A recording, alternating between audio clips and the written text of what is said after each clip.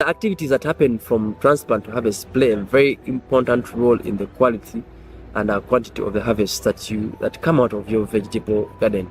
And most farmers just desire the quantity of the harvest that must come out of their garden. For them, it's a big harvest that they line up on social media, but they forget this one thing that they keep missing out that will set them apart time to time in the market.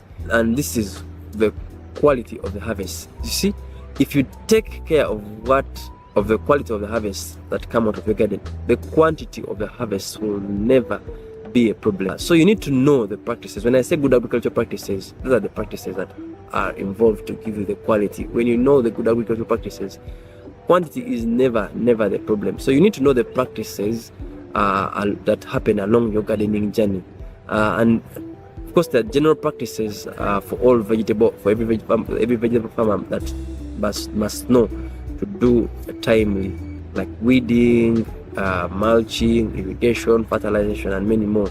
But there are those specific practices that are designed for a specific crop that helps you yield the results. I always give example between determinate and indeterminate tomatoes. Their practices are different.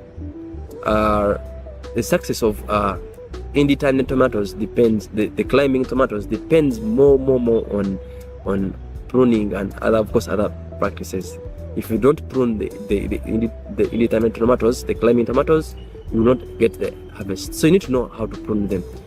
But for the determinate, yes, you may do the pruning, but it's not excessively, because you earn more by when they bush.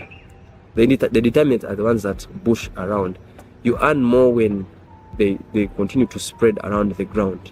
But for them, you earn more when they climb above. So you need to know those different agricultural practices that are involved in your garden. So as a FCT farmer, get to know the practices that are involved in producing the crop that you desire. Like I said, you don't need to know all the science. You need to know a specific knowledge for you to be able to be involved in the process of management. So for you to get, by the way, if you need to get these gaps, you just go to the internet. This information is on the internet. Go and type in what are the good agricultural practices for your desired crop. So if you're growing tomatoes, you type in and say what are the good agricultural practices for growing tomatoes. Or if you don't know where to get this information, find a farmer who is already growing and they have results of what they are doing, or they have been going for over time. Let them teach you about the practices that they are doing.